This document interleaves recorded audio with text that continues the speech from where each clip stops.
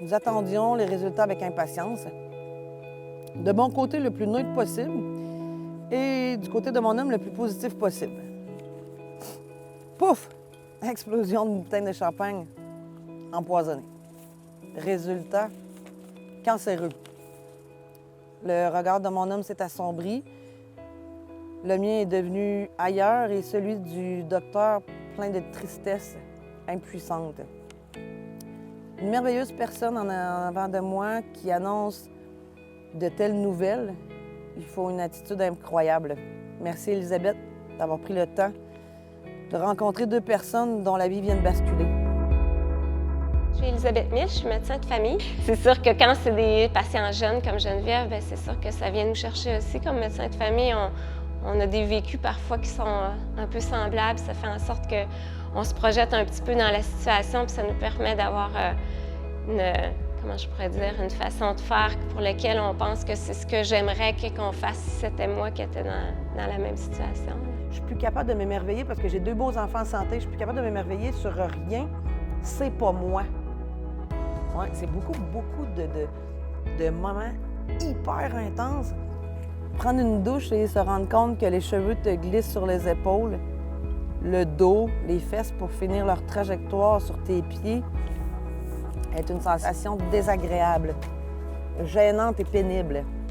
J'ai la fête de 3 ans de mon plus jeune qui s'en vient dans 3 jours. J'aimerais avoir une chevelure pour quelques photos. Sinon, je suis prête, je vais le faire.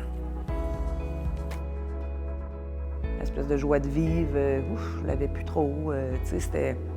Puis je me disais, pourquoi? Pourtant, je suis en vie.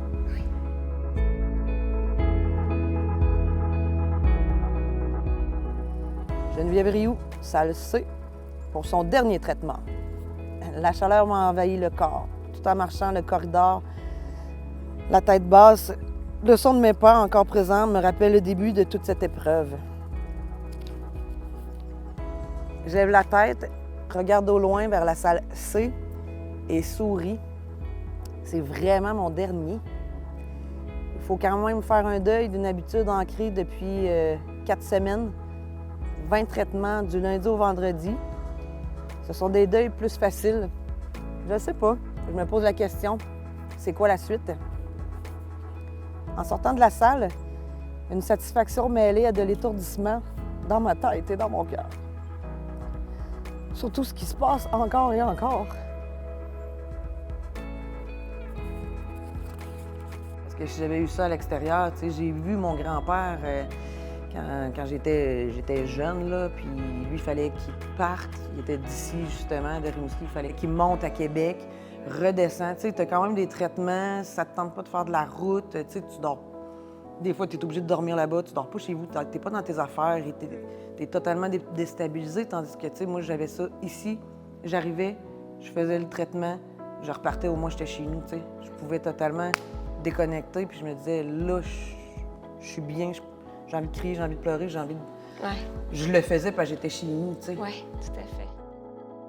Puis au moment où ils te disent, oui, dernier traitement, tu fais comme, aïe, je suis vraiment rendue là.